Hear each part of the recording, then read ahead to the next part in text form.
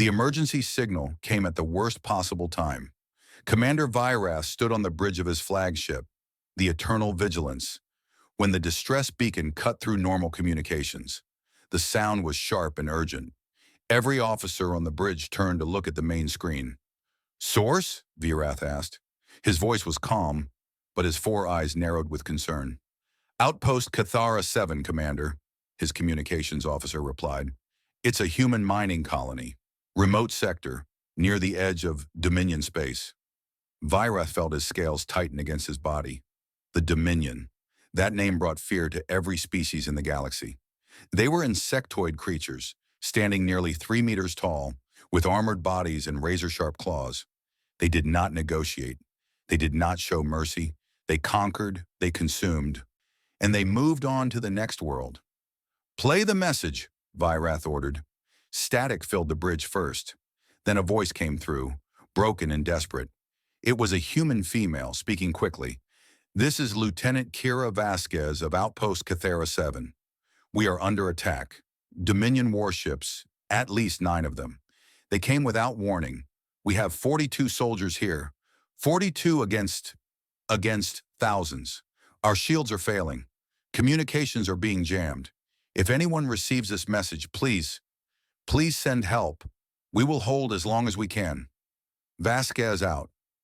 The message ended. Silence filled the bridge. Vyrath closed his eyes for a moment. He had seen what the Dominion did to colonies they attacked. The images still haunted his dreams. Bodies torn apart. Survivors taken to breeding pits where they faced fates worse than death. Entire civilizations erased in days. And now 42 humans stood in their path. "How far is Cathara 7? Vyrath asked. 6 standard cycles at maximum speed, Commander."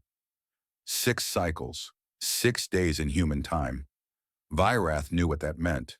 By the time they arrived, there would be nothing left to save. He had studied humans since they joined the Galactic Coalition 5 years ago.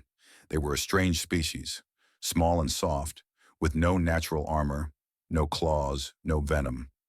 They lived short lives, barely 100 years. Most species in the galaxy saw them as weak, unremarkable, perhaps even foolish for expanding into dangerous space. But Vyrath had noticed something odd about them. They never gave up, even when they should. Even when logic demanded surrender, humans fought on. He found it confusing and slightly troubling. Still, courage meant nothing against the Dominion. Vyrath had seen brave species fall before. The Dominion did not care about courage. They cared about numbers, and they always had more. "Assemble the fleet," Vyrath commanded. "Every ship that can make the journey. We leave within the hour." His first officer stepped forward. "Commander, with respect, what is the point? By the time we arrive, the colony will be gone. The humans will be dead. We would be risking our ships for nothing." Vyrath turned to face him. "We go because it is right.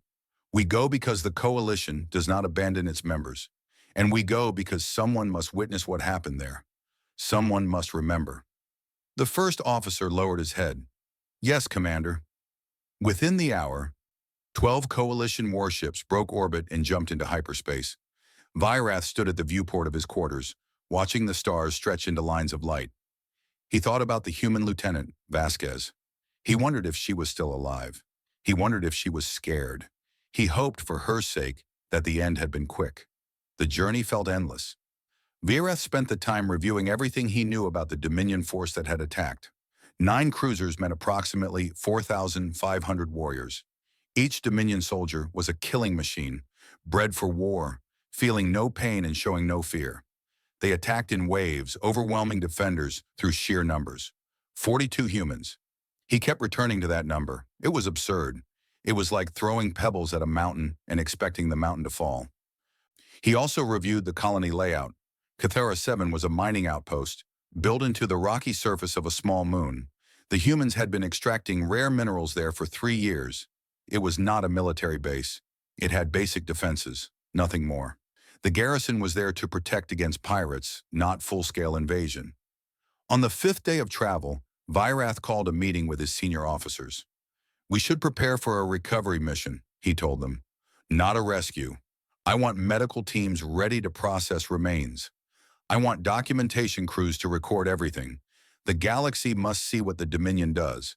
Perhaps it will finally convince the Council to act. His officers nodded grimly. They all understood. They were not going to save anyone. They were going to collect bodies and evidence.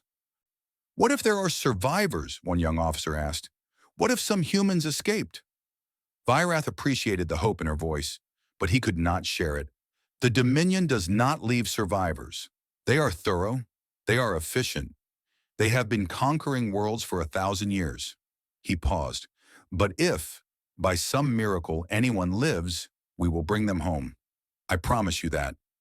On the final day, as the fleet prepared to exit hyperspace, Vyrath stood on his bridge.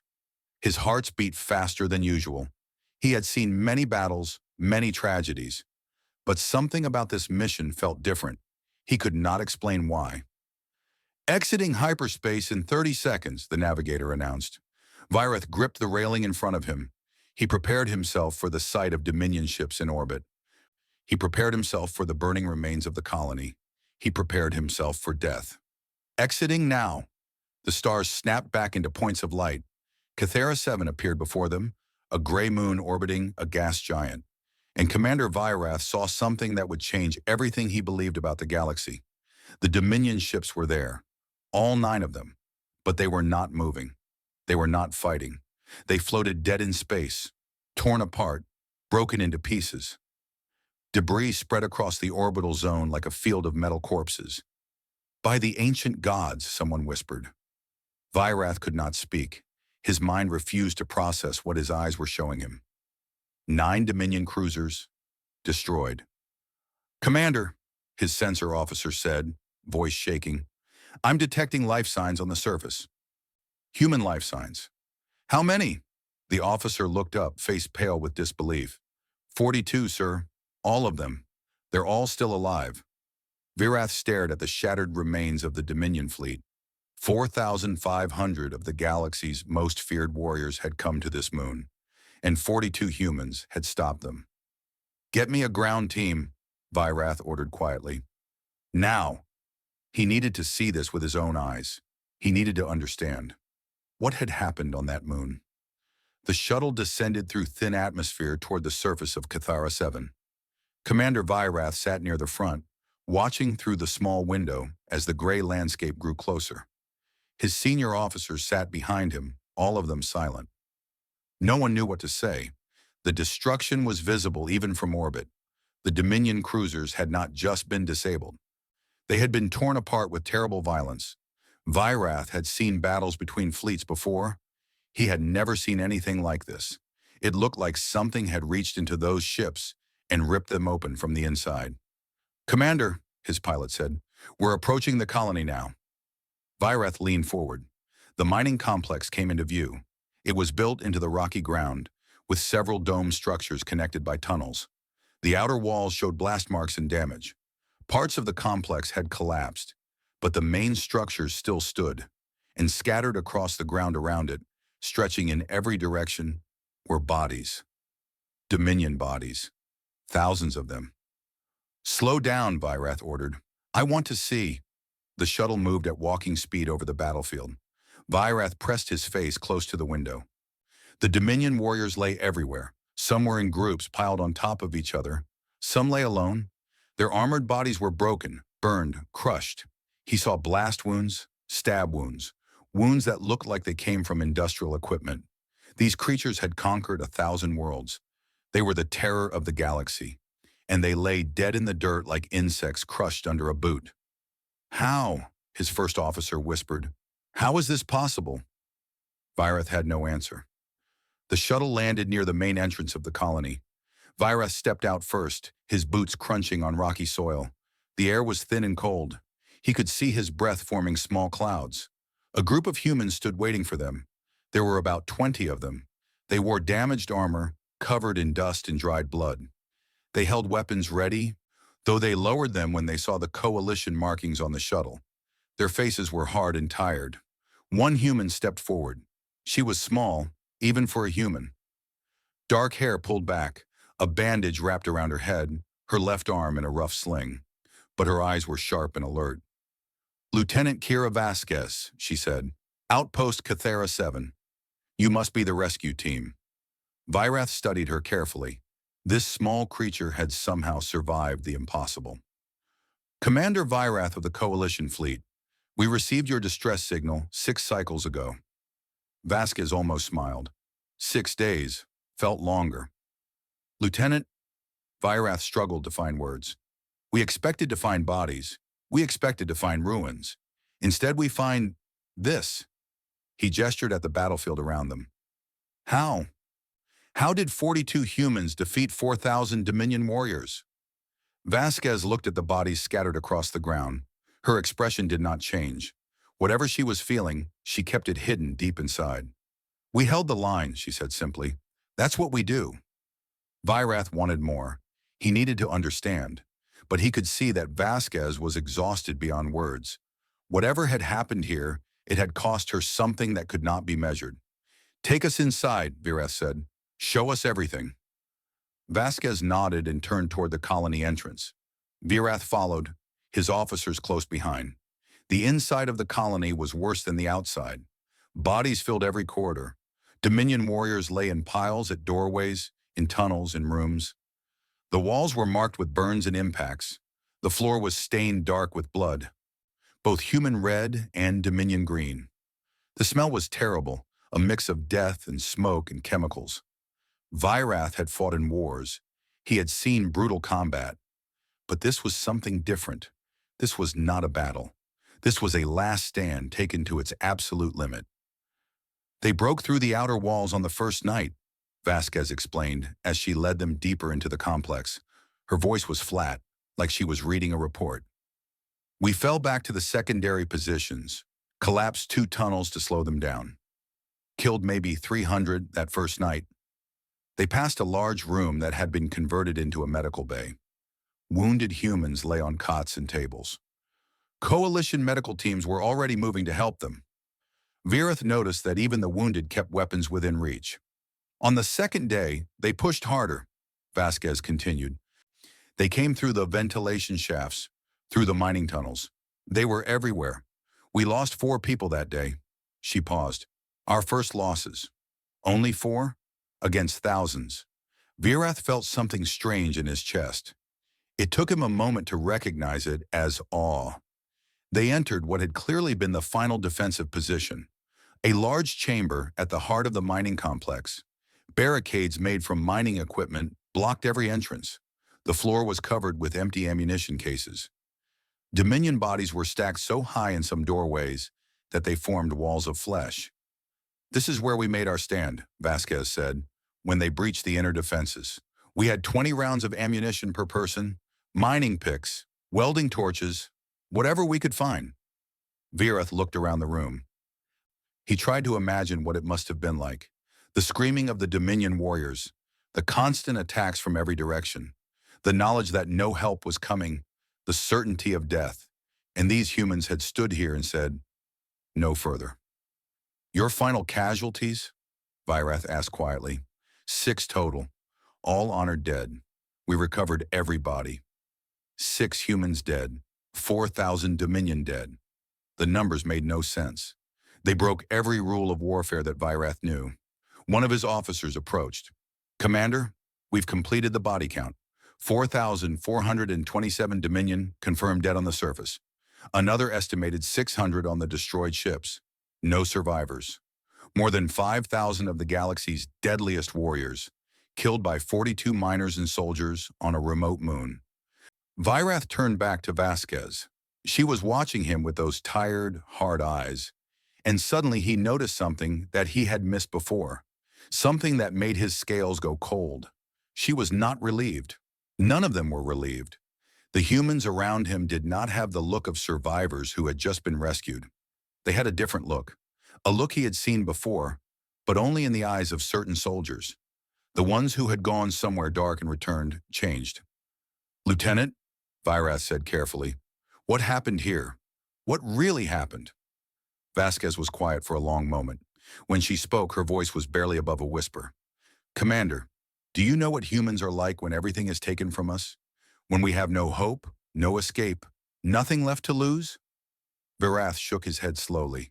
We become something else, something we don't like to talk about, something we keep buried deep inside, because if we let it out too often, we might forget how to be anything else. She looked at the bodies of her enemies, thousands of them, killed by her people. The Dominion thought they were hunting prey. They learned otherwise. There was no pride in her voice, no satisfaction, only a terrible weariness and something that might have been grief. Vyrath understood then why his instincts had been screaming at him since he arrived. The strangeness he had felt. It was not the impossible victory that disturbed him. It was what the victory revealed about humanity, what they could become, what they were willing to become, to protect their own. He looked at the small, wounded humans standing before him, and for the first time in his long life, Commander Vyrath felt something he had never felt toward a species smaller and weaker than his own. He felt fear. The coalition set up a command center in one of the colony's undamaged sections. Medical teams worked through the night, treating the wounded humans. Engineers began assessing the structural damage. Intelligence officers started the long process of documenting everything. Commander Vyrath could not sleep. He walked through the colony corridors, stepping around Dominion bodies that had not yet been cleared. His mind kept trying to make sense of what he had seen, and it kept failing. The numbers were wrong. The outcome was impossible.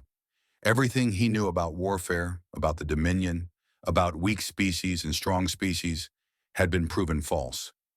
He found himself standing outside a small room where several humans had gathered. They sat on crates and broken equipment, eating ration packs and talking quietly. When they saw Vyrath, they fell silent. "May I join you?" Vyrath asked. The humans exchanged glances. Then one of them, an older man with gray hair and deep lines on his face, nodded. "Pull up a crate, Commander." Vyrath sat down among them. He noticed that even here, even now, every human kept a weapon within reach. Old habits, perhaps, or maybe something deeper. "I am trying to understand," Vyrath said. "I have studied warfare for 60 years. I have seen many battles, but I cannot understand how you did this." The older human chewed his food slowly. "My name is Sergeant Thomas Chen. I've been a soldier for 32 years. You want to know how we won?" "Yes." Chen set down his ration pack. He looked at the other humans around him. Young faces, old faces, all of them marked by what they had survived. "We did not try to win," Chen said.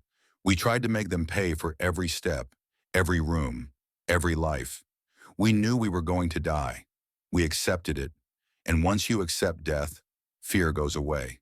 And when fear goes away," he shrugged, "you can do things that seem impossible." Vyrath considered this. But the Dominion do not fear death either. They are bred for combat. They feel no pain. "That's true," Chen agreed. "But they fight to conquer, to take. We fought for something different." He pointed at a young woman sitting nearby, barely out of her teenage years. "Private Santos there. She has a younger brother back on Earth, 12 years old. She fought for him. Every swing of her mining pick, every shot she fired, she was fighting for her brother." Private Santos looked up at the mention of her name. Her eyes were hollow and distant. "I held the Eastern Corridor for 6 hours," she said softly. "My rifle broke after the first 2 hours. I used a pick after that. They kept coming, wave after wave." She looked at her hands. "I stopped counting after 100. Vyrath felt a chill run through him. This child, this young human girl, had killed over 100 Dominion warriors by herself, with a mining tool. "The Dominion fight because it is their purpose," Chen continued. "We fight because we choose to, because we love something more than we love our own lives. That's the difference, Commander. That's what they never understood." Another human spoke up. A woman with short red hair and bandages covering half her face. "They made a mistake on the second day. They captured 3 of our people. They broadcast what they were doing to them over our communications. They thought it would break us, make us surrender." Her voice grew cold, hard like iron. "It did not break us. It woke something up inside us, something old, something that humans have carried since we were living in caves and fighting with rocks against predators. After we heard those broadcasts," she looked at Vyrath with eyes that held no warmth, "we stopped taking prisoners too." Vyrath remembered seeing Dominion bodies that had been killed not by weapons but by bare hands. He had wondered about that. Now he understood. We are not proud of what we became, Chen said quietly. War makes monsters of everyone. We did things that will haunt us forever, but we are alive, and they are not. And sometimes, that is all that matters. The room fell silent. Vyrath looked at these humans, these small, soft creatures who had done the impossible. He saw the cost written on their faces, the shadows in their eyes, the weight they would carry for the rest of their lives. They had won, but they had lost something too, something they could never get back. Tell me about the third night, Vyrath said. My officers mentioned something happened, something unusual, even by the standards of this battle. The humans exchanged looks. Something passed between them, some shared knowledge that Vyrath could not read. Chen stood up slowly. Come with me, Commander. I'll show you instead. He led Vyrath through the corridors, deeper into the colony.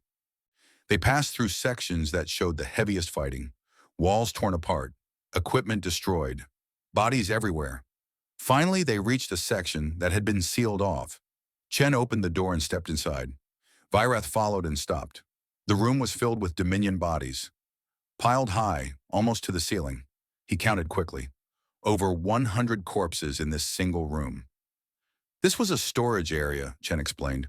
On the third night, the Dominion pushed through our lines. They reached the civilian section, the families. His voice grew heavy. There were 12 civilians here, miners, technicians, their children. The youngest was 6 years old. Vyrath felt his heart clench. The Dominion broke through the door. They were going to take them, to do what they do to captured populations. Chen walked among the bodies, his boots making soft sounds on the floor. I was nearby when it happened. I heard the screaming, the children crying. I came alone. I had no weapon. I had dropped my rifle somewhere during the fighting. He stopped in the center of the room. I do not remember clearly what happened next. It is like a dream or a nightmare. I remember the rage, the absolute certainty that I would not let them touch those families. Not while I breathed. Vyrath looked at the bodies. Over 100 Dominion warriors, killed by one unarmed human. When the others found me, I was standing over the last one. Chen looked at his hands. They were wrapped in bandages, hiding the damage beneath. The families were safe, all 12 of them. The children were scared but unharmed. How? Vyrath whispered. How is that possible? Chen shook his head slowly. I told you, Commander, when humans accept death, when we fight for those we love, we become something else. Our ancestors survived ice ages and predators and wars and plagues. That survival instinct, that will to protect, it lives in our blood. Most of the time it sleeps. But when you threaten our families... He looked at Vyrath with eyes that had seen something beyond normal experience. You wake up something ancient, something that does not count odds or measure strength, something that simply refuses to let those it loves be harmed, no matter the cost. Vyrath stood in that room of death and understood finally what made humans different. It was not their technology or their tactics. It was not their weapons or their training. It was their capacity for love and the terrible things that love could drive them to do. The galaxy does not know what you are, Vyrath said slowly. They see small bodies and short lives. They see weakness. Chen almost smiled. Let them. We prefer it that way. We do not want to fight. We do not want to be warriors. We want to build things, explore things, raise our families in peace. His expression hardened. But if anyone threatens that peace, if anyone comes for our people, he gestured at the bodies around them. This is what happens. Vyrath looked at the carnage one last time. Then he turned and walked away, his mind full of thoughts that would change how he saw the universe forever. Humans were not the weak species the galaxy believed them to be. They were something far more dangerous. They were protectors. And protectors, Vyrath now understood, were the most terrifying warriors of all. The official debriefing lasted 14 hours. Commander Vyrath assembled his intelligence officers and military analysts in the colony's command center. Lieutenant Vasquez and her surviving soldiers sat across from them, answering questions, describing events, reliving the nightmare they had survived. Every detail was recorded, every moment documented, and with each passing hour, the picture of what had happened on Cathara 7 became clearer and more terrifying. The Dominion had followed their standard tactics. Overwhelming force, constant pressure, psychological warfare. They had expected the same result they always achieved. A quick victory, captured prisoners, another world added to their empire. Instead, they had walked into a trap designed by desperation and built from pure human stubbornness. "Walk us through the first night again," the lead intelligence officer requested, "specifically how you destroyed the first three cruisers." Vasquez leaned forward. Dark circles under her eyes showed her exhaustion, but her voice remained steady. "When the Dominion arrived, we knew we couldn't fight them in space. Our defense satellites were destroyed in minutes. But we noticed something. Their cruisers were moving into low orbit to deploy ground troops. Really low. Arrogantly low." She pulled up a map of the mining complex on the display screen. "Cathara 7 is a mining moon. We extract heavy metals and radioactive materials, including refined fuel for reactor cores." She pointed at several locations on the map. "We had 17 storage tanks filled with processed reactor fuel, highly explosive when exposed to oxygen." Vireth began to understand. "We loaded 3 transport shuttles with fuel tanks. Autopilot. No pilots aboard. We launched them straight at the Dominion cruisers while they were deploying troops." Vasquez shrugged. "They shot down 2 of them. The third got through, hit the lead cruiser right in the hangar bay while it was full of soldiers preparing to drop. The explosion destroyed that cruiser and damaged 2 others nearby," one of her soldiers added. "Killed maybe 800 of them before they even touched ground." The intelligence officer made notes. "And the remaining cruisers?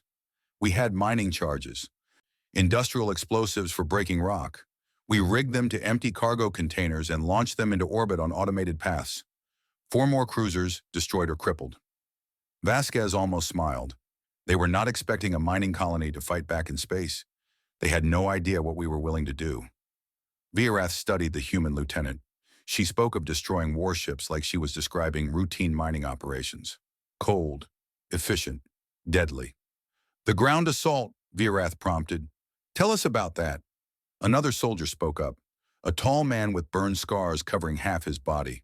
"I'm Corporal Davis. I handled the tunnel defenses." He stood and walked to the display, bringing up the underground map of the colony. "Cathara 7 has over 40 kilometers of mining tunnels. The Dominion tried to use them to flank our positions. Big mistake." He traced routes on the map.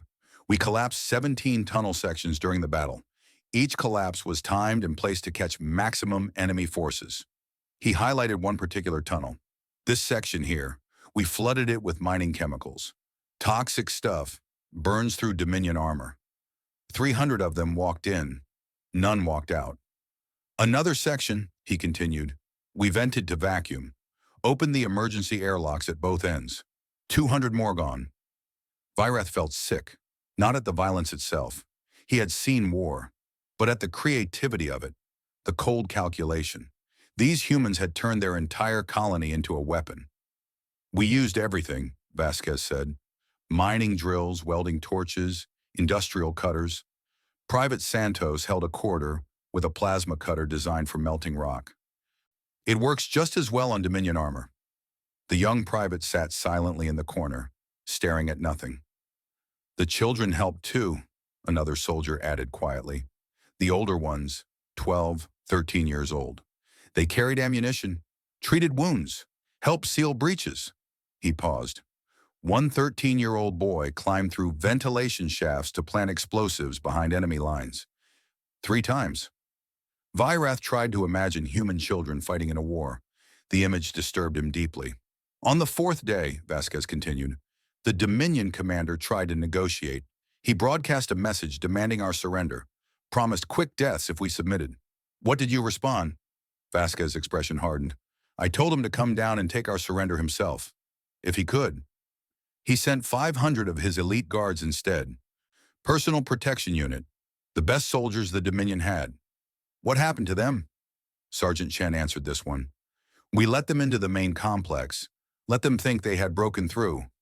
Then we sealed every exit and flooded the entire section with reactor coolant gas, poisonous, flammable, and heavier than air. It pooled at floor level where the Dominion walk." He paused. "We dropped a single flare into the section. The fire burned for 6 hours. The intelligence officers had stopped taking notes. They simply stared. On the 5th day, they tried to retreat, Vasquez said. They had maybe 400 soldiers left. They tried to reach their remaining ships. We did not let them. Her voice was ice. We hunted them across the surface. Every soldier who could still move. We chased them down one by one. Some of them tried to surrender at the end, put down their weapons, raise their claws. She met Virath's eyes directly. We did not accept surrenders, not after what they did to our people, not after the broadcasts. The room was completely silent. Virath understood now. This had not been a battle. This had been an execution. The Dominion had awakened something in these humans, pushed them past every limit, and paid the price. The final count, the intelligence officer said slowly, is 5,047 Dominion dead, 0 survivors, human casualties, 6 dead, 18 wounded. This may be the most one-sided victory in recorded galactic history. Vasquez did not react to this statement. Neither did any of her soldiers. We did not want this, she said finally. None of us wanted this. We are miners, engineers, technicians. We came here to dig rocks and send them home. We had families here, children. We wanted to live quiet lives. She stood up slowly. But when they came for us, when they tried to take everything we loved, we discovered what we really were, what humans have always been, underneath the civilization and the technology and the peaceful nature. She looked at the gathered aliens with eyes that held no regret. Survivors. That is what we are. We survived ice ages when we had nothing but fire and sharp rocks. We survived plagues that killed millions. We survived wars that nearly destroyed our entire species. Every generation, something tries to kill humanity. And every generation, we refuse to die. She walked toward the door, then stopped. Tell your superiors what you found here, Commander. Tell the Coalition. Tell everyone. Humans do not want war. We hate it. It breaks us in ways that never heal. But if war comes to us anyway, if someone tries to harm our families, she looked back over her shoulder. We will burn the galaxy down before we let that happen, and we will not apologize for it. She walked out. Virath sat in the silence she left behind, surrounded by aliens who had just learned a truth about humanity that the galaxy had never known. Humans were not warriors. They were something worse. They were protectors who had no limits, and that made them the most dangerous species in the universe. The report reached the Galactic Coalition Council 3 days later. Commander Virath delivered it personally, standing before the assembled representatives of 97 species. The Great Chamber fell silent as he spoke. Video footage played on massive screens. Body counts scrolled across displays. The evidence was overwhelming and undeniable. When he finished, no one spoke for a very long time. Finally, the council chairman, an ancient creature with 12 eyes and crystalline skin, leaned forward. Commander Virath, you are telling us that 42 humans defeated 5,000 Dominion warriors, destroyed 9 warships, suffered only 6 casualties, and you witnessed this yourself? I walked through the battlefield, Chairman. I spoke with the survivors. I saw the bodies. Virath kept his voice steady. Everything in my report is accurate. The chamber erupted in noise.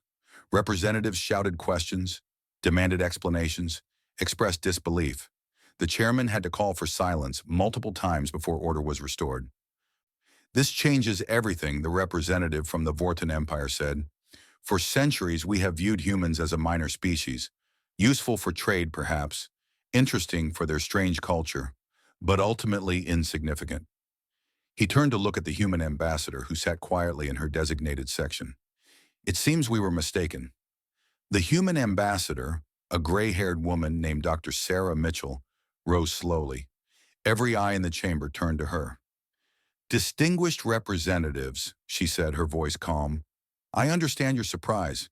Humanity has never advertised our capacity for violence. We prefer peace. We prefer cooperation. We joined the coalition because we believed in building something better than the wars that shaped our history. She paused, choosing her words carefully. But we are not victims. We have never been victims. Every species that has tried to destroy humanity has failed. Not because we are stronger or smarter or more advanced, but because we simply refused to give up. We refused when predators hunted us in our caves. We refused when disease swept across our continents. We refused when we turned our weapons on each other. Her voice hardened slightly. And we will refuse now, against the Dominion, against anyone who threatens our people. This is not a boast, it is simply a fact. Humanity endures. That is what we do. The council chamber remained silent. The Dominion representative, surprisingly, was not present. Vyrath had expected them to deny everything, to call the report lies and propaganda. Instead, they had sent no one. The seat remained empty. 3 days later, the galaxy learned why. The Dominion hierarchy released a statement. It was broadcast across every communication network, translated into every language. The Supreme Commander of the Dominion spoke directly to the galaxy. For 1,000 years, the Dominion has expanded. We have conquered species beyond counting. We have never known defeat.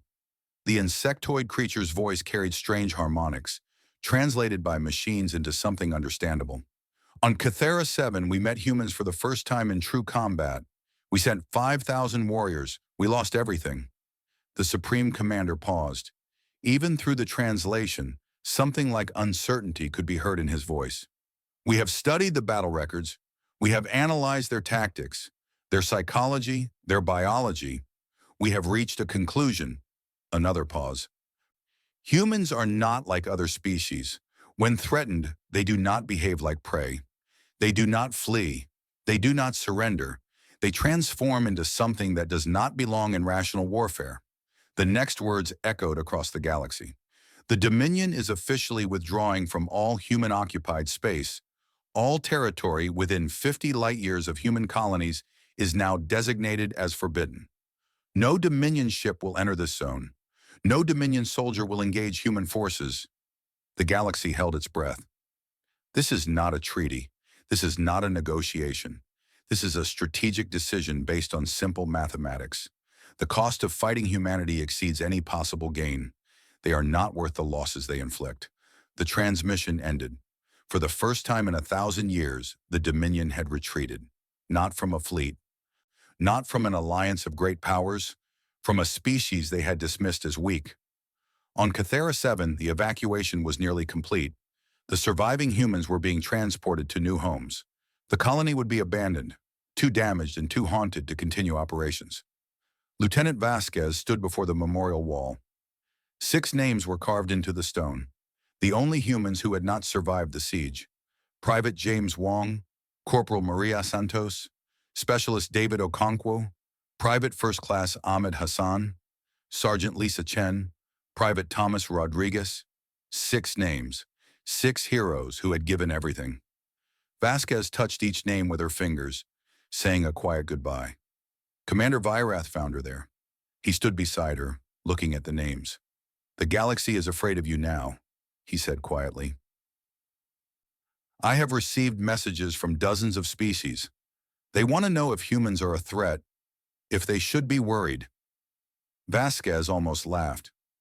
We are miners and farmers and scientists. We build schools and hospitals.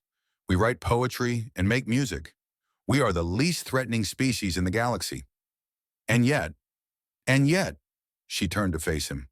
Tell them the truth, Commander. Tell them we are not dangerous to anyone who leaves us in peace. Tell them we want nothing but to live our lives and raise our families. Tell them we would rather make friends than enemies. She looked back at the memorial. But also tell them this. Tell them what happens when someone threatens what we love. Tell them about Cathera 7. Tell them about 42 humans and 5,000 Dominion. Her voice dropped to something cold and quiet. And tell them that next time, if there is a next time, there will be more of us. Millions more. Billions more. And we will not stop until the threat is ended. Completely. Permanently. Vyrath nodded slowly. I will tell them. Good. Vasquez straightened her uniform. Now, if you will excuse me, I have a shuttle to catch. I am going home. What will you do there? She smiled for the first time since he had met her. A tired smile, but genuine. I am going to see my family. I am going to hold my daughter and tell her that everything is okay. I am going to try to forget what I became here. The smile faded. I probably will not succeed, but I will try.